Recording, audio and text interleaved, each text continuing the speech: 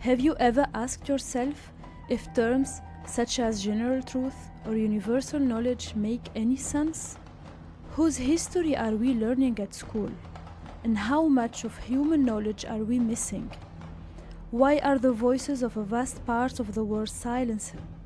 Or at best, remembered in wars, natural disaster, or in a postcard as an object of exoticism? How does the world look like from the so-called peripheries?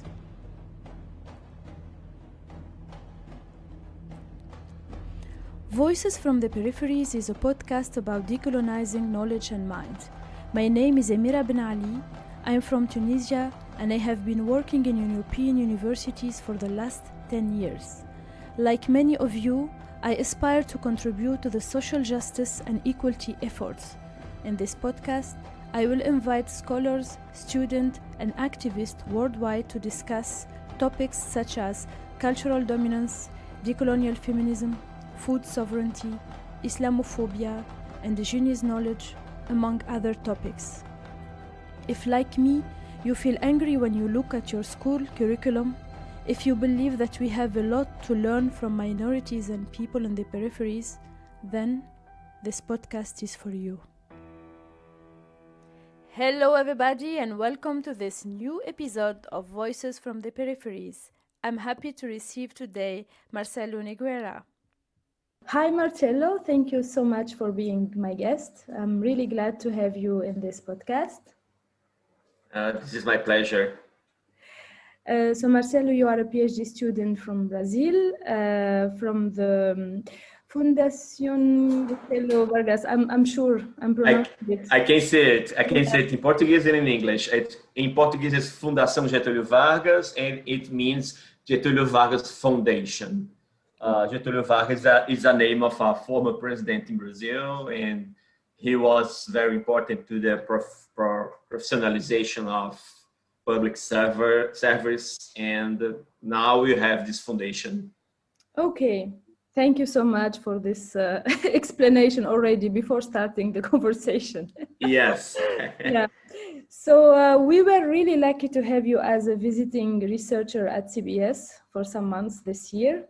And personally, I was very happy and glad that I had the opportunity to read and comment on your PhD project around alternative organizing, dreams, Amerindian perspectivism, and of course, decoloniality.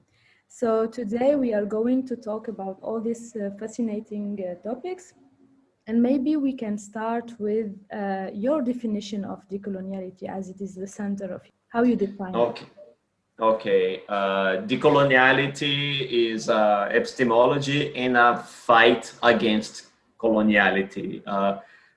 It's easier to understand decoloniality when we think in colonization, colonialism, and coloniality. The difference between these two terms, colonialism and coloniality, the difference is colonialism is when ethnic group dominate and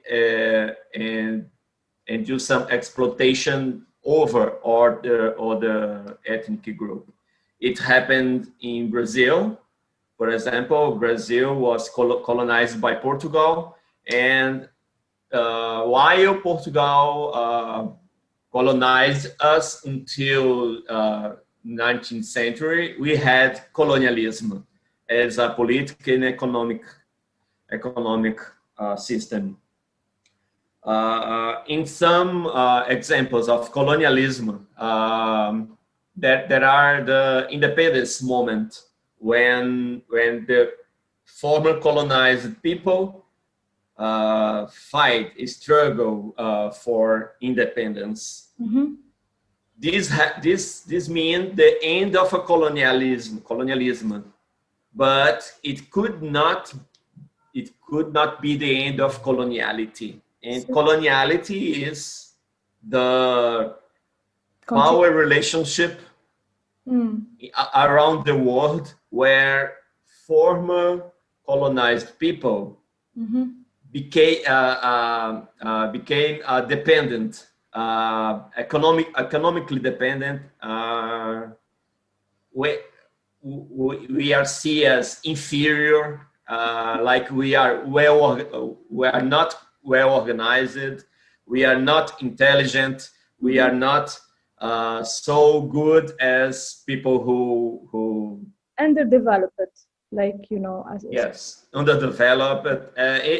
So this is the difference between colonialism and coloniality. And decoloniality is again is a epistemology and a fight against coloniality, against this power relationship over the world in relation to underdevelopment. Mm-hmm. Thank you so much. I could. It's common nowadays. Some countries in global north say that colonization is not an issue, a question, an issue of nowadays. It's common to them to say that colonization is an issue of the past, but this is not true. This is not true. In the one hand, this is not true because for us who were colonized, colonization is not in our past. This is in our present. This is a social organization we have to deal every day. And in the other hand, we also observe colonialism directly in some examples nowadays, like in the relation between Palestine and Israel. Yes. This is a relation of colonization. This is here in Brazil, when you heard about Palestine and Israel in the main media, we usually heard that this is a conflict, this is a complex question, this is a complex issue, and this is a fight. But when you hear this, it seems like it is a fight between equals. Yes. And this is not. This is not complex. This is a relation of colonization between Israel over Palestine. Yes. This is a current example of colonization, of colonialism, and in my Brazilian experience, I can also feel the experience of coloniality. Okay. As a present, as a live present. Do you see this aspect of colonization in your life in terms of not economically only, but maybe in the the cultural aspects in your life, or also maybe in the school, in your field, as you are actually doing this in your in your PhD? Where do you see these aspects of coloniality? Okay, this is a work in progress. This perception is a work in progress. I can assume that every Brazilian people, since we were born, we learn that our country is worse than European country, and we look at them and we want to be like them. And in this process, we kind of lost our native personality. We lost our native organizations. And in my case, to have this perception, this is also a work in progress. When I'm not aware about this issue, I can surprise myself thinking like this, like I am inferior, like I am worse than the European or American thought, and this is a daily struggle against this mindset that make us believe that we are underdeveloped. Yeah, yeah. So it's also a process of mind decolonization, right? And every day. Yes. Yeah. Yes. And In this process, we as colonized people have to be conscious that our knowledge, our own knowledge is important. Our own knowledge is kind of sometimes is as genius as some scientists' minds. In this process, to recognize ourselves as people who have valid and own knowledge, it's important to preserve that, for example, in indigenous organization, they have deeply integrated feeling with nature, in relation to nature. And we are in a time when climate change is asking us to question the relationship between humanity and nature. We, with this Western thought, yeah, we are thinking about this only now, about this separation between human and nature. On the other hand, indigenous people live this integration since thousands of years, and it seems like kind of a solution to some climate change issues nowadays.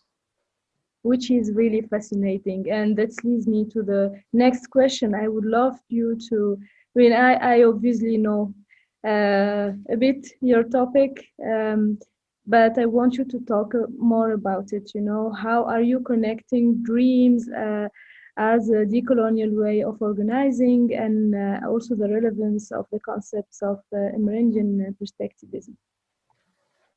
Yeah, now, and I know you will get lost because you are so passionate about your topic.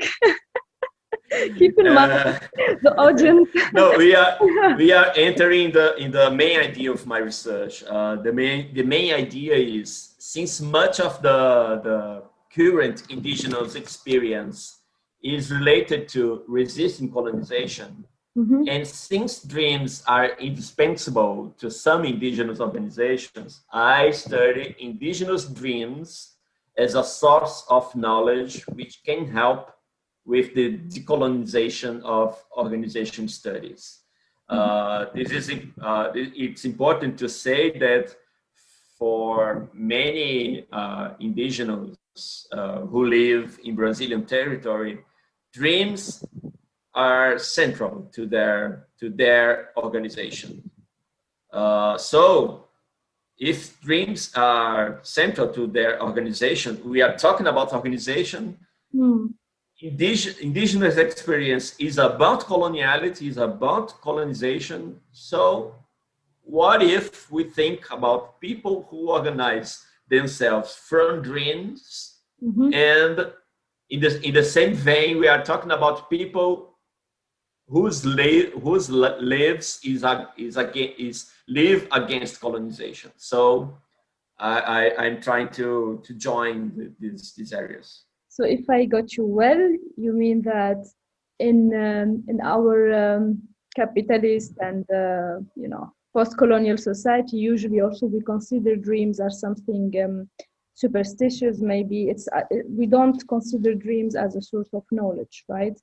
But and this is also relevant in history. I mean, many villages and many culture and ethnics used to use dreams as inspiration, or and for this I think we had this discussion that also for this great philosopher and Sufist Ibn al-Arabi, he actually talked about it as a source of knowledge, and he said that we cannot transcend or really get a full knowledge if we don't use, he talks more about intuition, but also dreams as intuitive way to organize or to decide.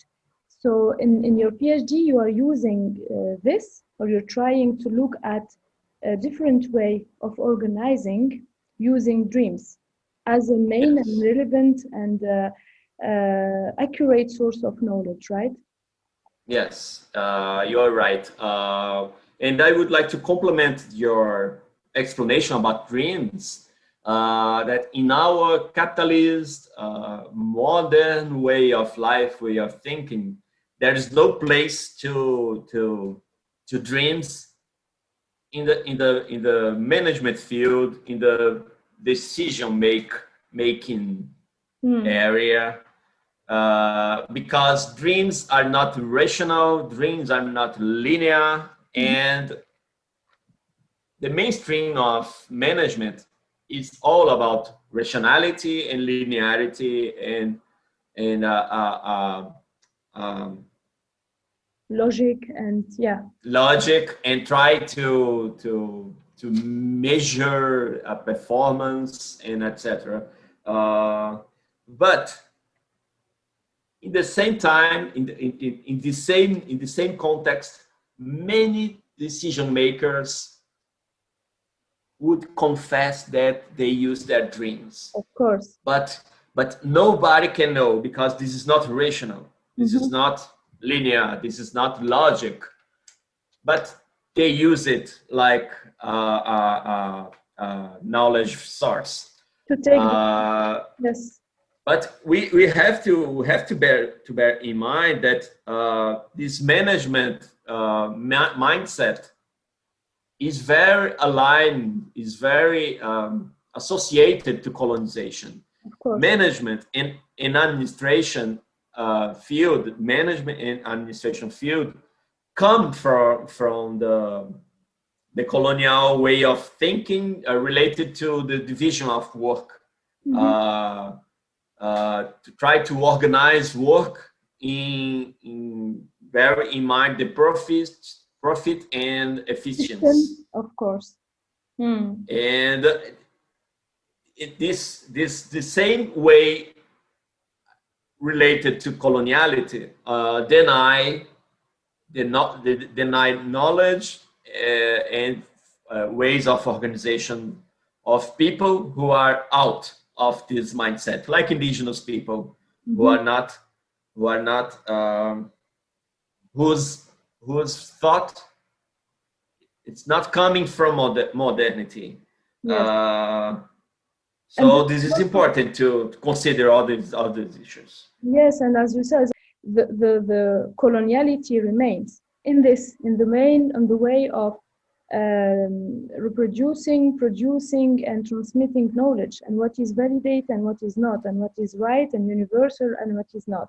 And this is what is fascinating in your topic also, because as you said, I think we use all dreams and intuition to take decision. At least many people and many great personalities confess that they use it, but it's not recognized as a validate knowledge, right? And it's not used as a collectively to organize. And that's why I think it's really great. Your work has a great potential to contribute to the field of organization and organizing studies.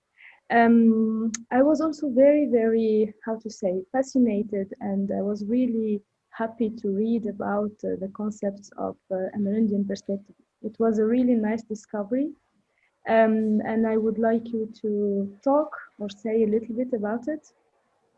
Okay.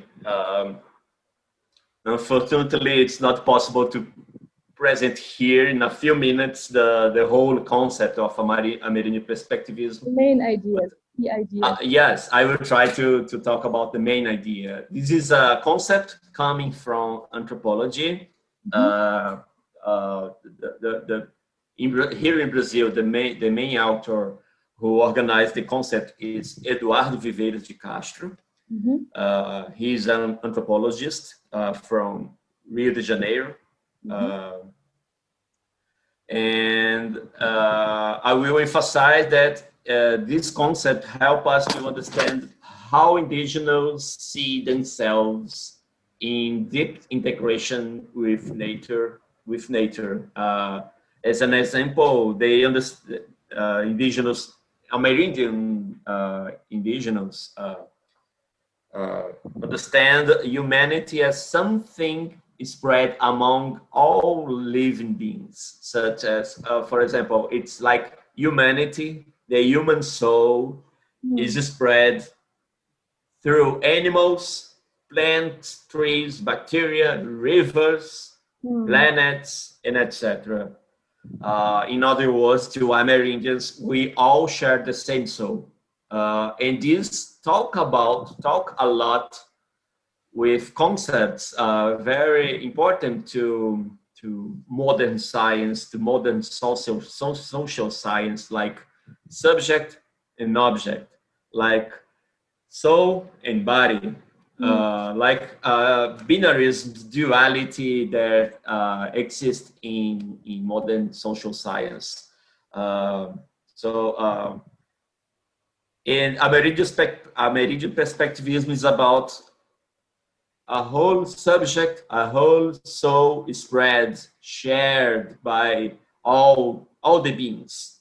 It's wonderful, right?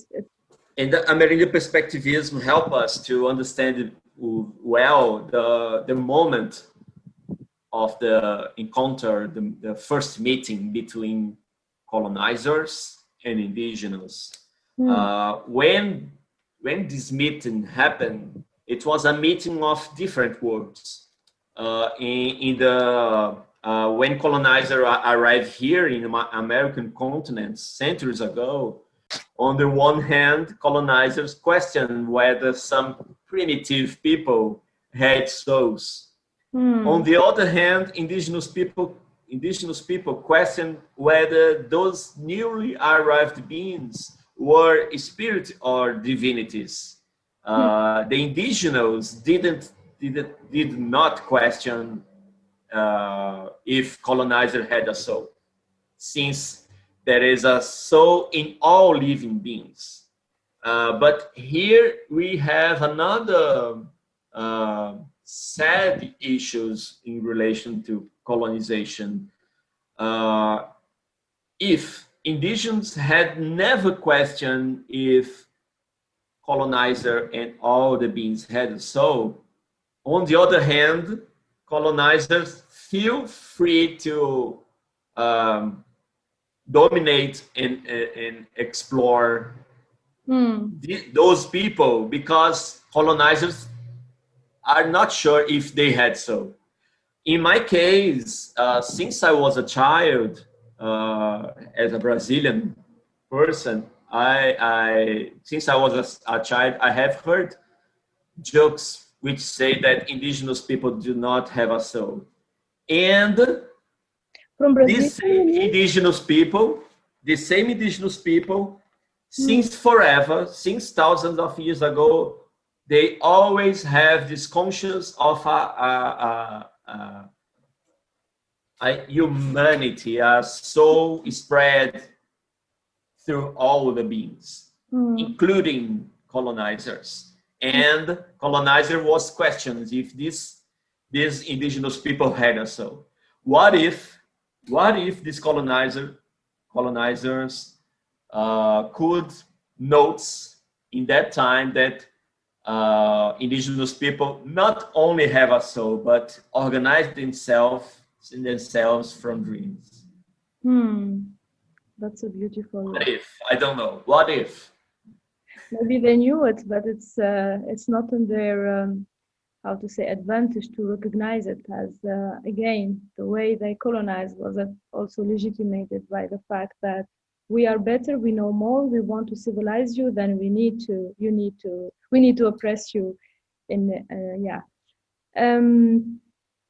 So what I like about this Amerindian perspective is, I think it's really relevant, as I said, for our today contemporary, issue society, and I think that we could learn a lot from it.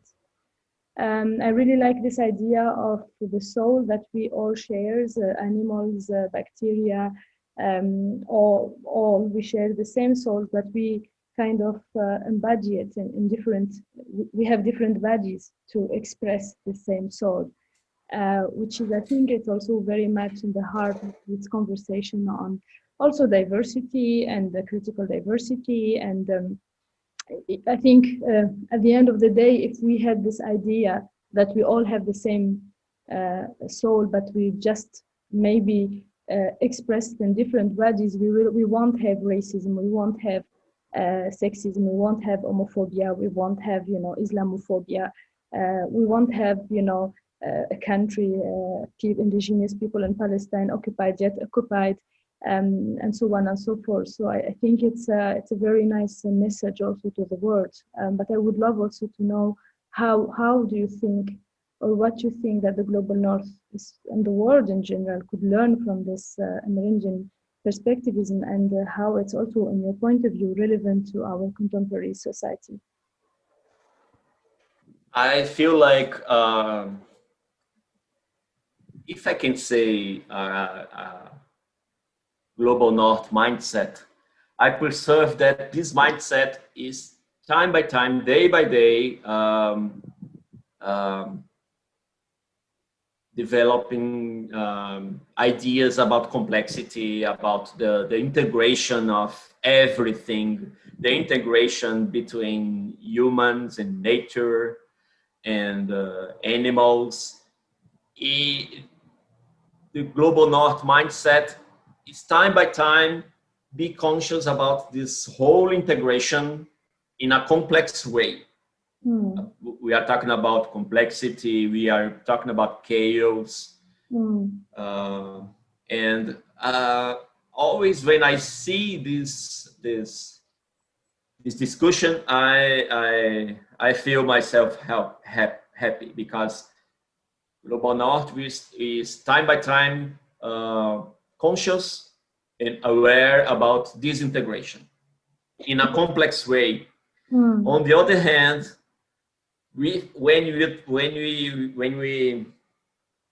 we look the mindset of indigenous, Amerindian indigenous, for example, they are also talking about disintegration since forever. And my feeling is, for them, this is not complex. This is simple. This is like the air we breathe. This is like the water we drink. This is all integrated in a simple way, in an obvious way. And my feeling is the global North mindset is preserving this integration lately, just some decades ago. This is a mindset which prefer to think that complex things are more interesting. Yeah, of course. Yeah. We are talking about complexity. We are talking about it's also very elitist way, right? I mean, it's also being it's very elite, right? Because when you make it complex, you also make it not accessible for everyone. So it's to think in a complex way, you have to be able to calculate. You have to be able to think in different dimensions. We have to be able to plan. We have to be able to understand difficult concepts in a complex way. And my point is, both mindset are talking about the same integration, the integration between human beings, nature, animals, and etc. But if to this mindset, this complex mindset, this is achievement possible only some years ago. On the other hand, on the indigenous worldview, they are sure about this integration since thousand years in their daily lives. Yeah, and yet I think it's not the same integration, because today this is everywhere, right? And the mainstream discourse about also environment, even when we are, I mean, even for most of the environmentalists, and it's about how to save nature and how to also to save life, to save us as a human. But it's really interesting to see that we're not talking about how nature could save us. And this relationship still very much binary, as you said. So it's us and you know, and the nature. It's never really we are really the same soul, and we are the same. We have no idea how what is the story that, you know, how is life from a tree from a tree eyes, you know. We don't know how this whole world, and then the thing that we don't recognize this, we think as a human that we are superior and we know this, and actually it's absolutely the same thing with the sexism. So you know, how the patriarchy operates as well, that it is superior, and for that they know better, and this is what again justify everything. So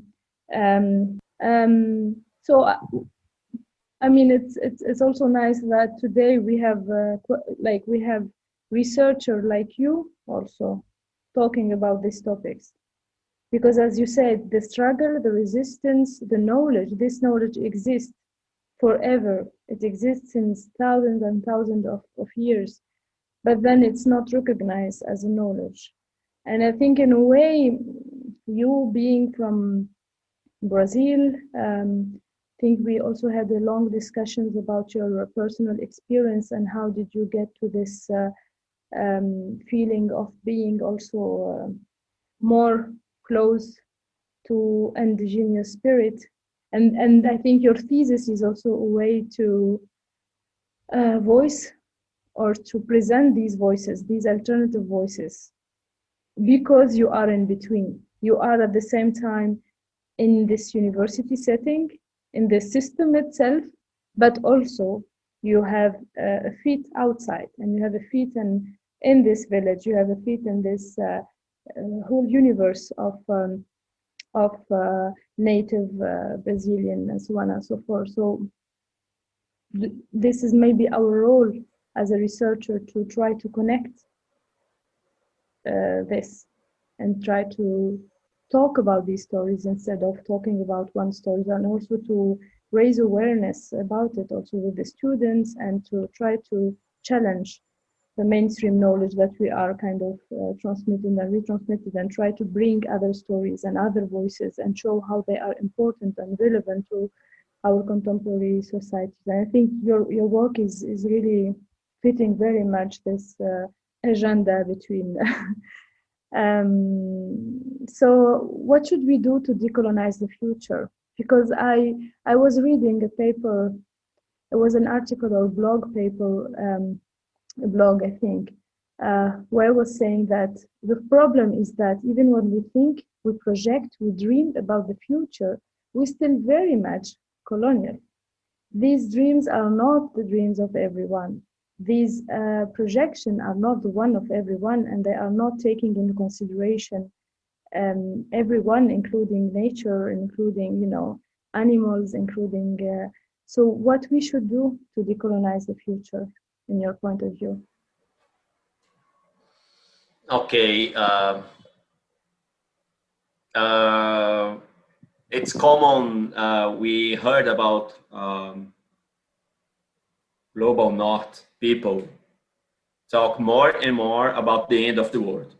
The end of the world in relation to climate change, in relation to pandemics, in relation to economic catastrophes.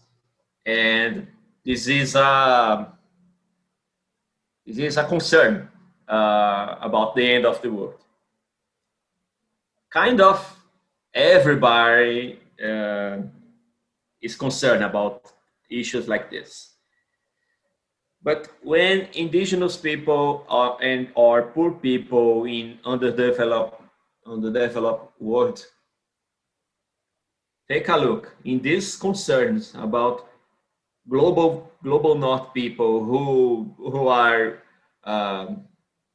who have comfortable lives, who have good food, who have good education. And if these people are concerned about the end of the world, back to these people, to like indigenous people and poor people on the developed world, they feel like this. You are concerned about the end of the world, but your concerns about nature crisis, about insecurity of food, the insecurity of economic, this is our lives since centuries. And in your point of view of end of the world, this is our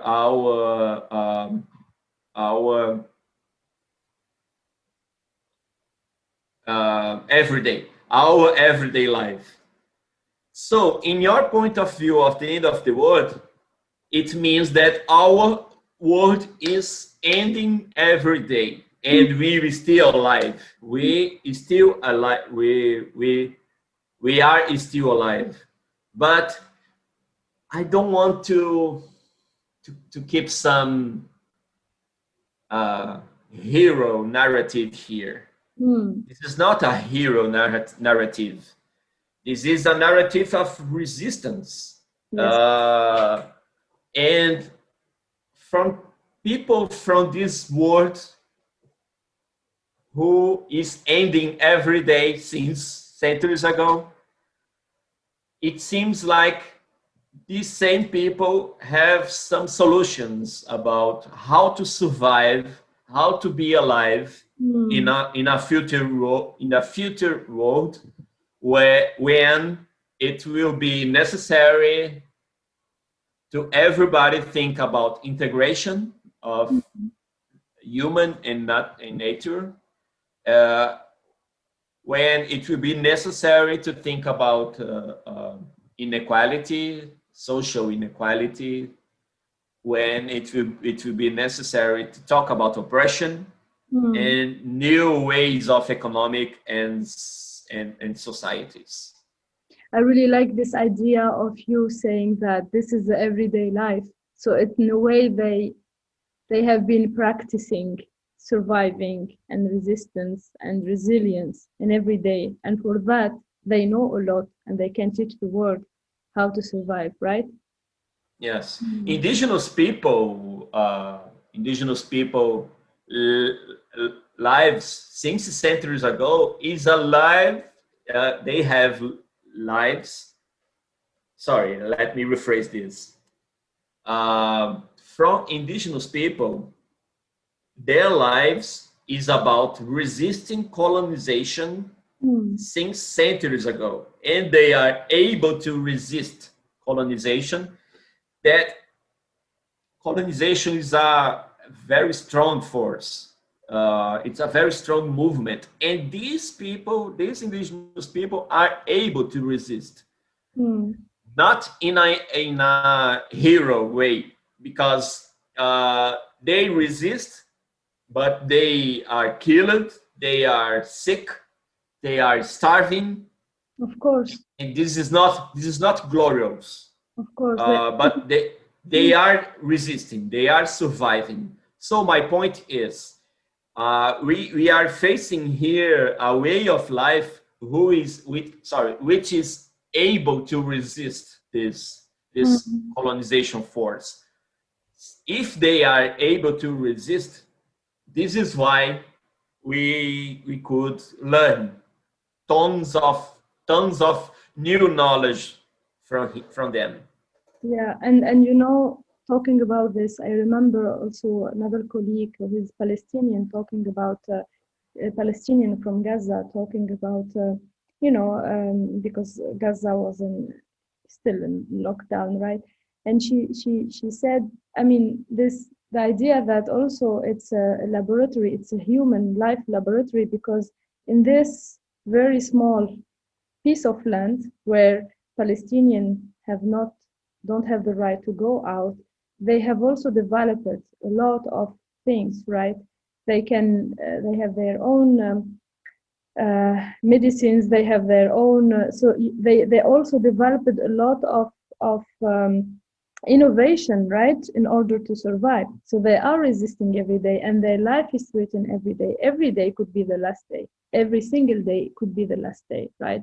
And that's why we can actually learn a lot, because it's like it's a laboratory. Actually, you have people resisting for years and years, surviving, struggling, and as you said, is not. I think it's nice that you say it's not the glory hero story that we can see in Walt Disney cartoon. It's not about it. Hollywood. Yeah, no, I mean it's not a choice. It's just something that they have to do every day in order to stay pride, to stay to live in dignity and to fight for their dignity. And for this, this is where you see that the stories of oppression and colonialism everywhere, everywhere in this world are the same. They are repeating themselves. It's just people are maybe, it's just geographically different, but the way it appears, it's always the same. And I really hope that we will be emancipated and decolonized one day. So now, I mean, of course, I want to continue to talk with you forever. And Me too. Me too. every time we meet, we have long, discussions. But for the purpose of the podcast, we need to keep it a bit short. I have one last question for you. It's not a question. It's like asking you for recommendation. I don't know if you could recommend an author, a book, a movie, anything related to this topic, and that somehow inspires you, or you feel that it will be inspiring for others. Okay, I can recommend Eduardo Viveiro de Castro papers and books. Mm-hmm. This is the author of Amerindian perspectivism concept. And he writes in English and in French, in French, sorry. In Portuguese as well, huh? Sorry? He writes in Portuguese, French, and English. Yes, exactly. And I would recommend a Netflix TV series. The name in Portuguese is Fronteira Verde. I will translate it. This means Green Frontier. Yes. Green Frontier. This is a TV series set in Amazonian rainforest with indigenous people. This is set between Brazil and Colombia. I think and it shows kind of the other way of life and thought of indigenous people. But unfortunately, this is a story of crime. This is a story of murder. But it's an opportunity to try to begin to understand the other way of thinking, some other way of thinking. I watch it actually, and I really like it. And what I like it because I think for me, in a way, it is talking about, in a way, if ecofeminism was a movie or a TV show, it could be this one, because it's also talking about this feminism and nature and the relation. Also, because the figure of nature, of the power of nature, is always a woman, right? That the woman has always this power to connect with nature and to. It's a really nice one, I think, and also talks about. Colonialism in a way, and capitalism, and the exploitation of trees, and it's a nice recommendation. Yeah, tell me. And I can recommend a poem of indigenous woman from Brazil. Her name is Geni Nunes. And I don't have this poem by core. But if it's possible, I can send it to you and you can put in the description here. Yes. This poem is very, very interesting to think about gender issues in relation to indigenous way of thinking and indigenous way of life. you will see. This is a poesy, this is a poem which is able to mix gender issues and integration with all the living beings. I will send it to you. Thank you so much. Thank you so much for this recommendation. Yeah. And thank you so much for your time and for this nice talk. And I wish you all the best for your PhD and hope to see you soon.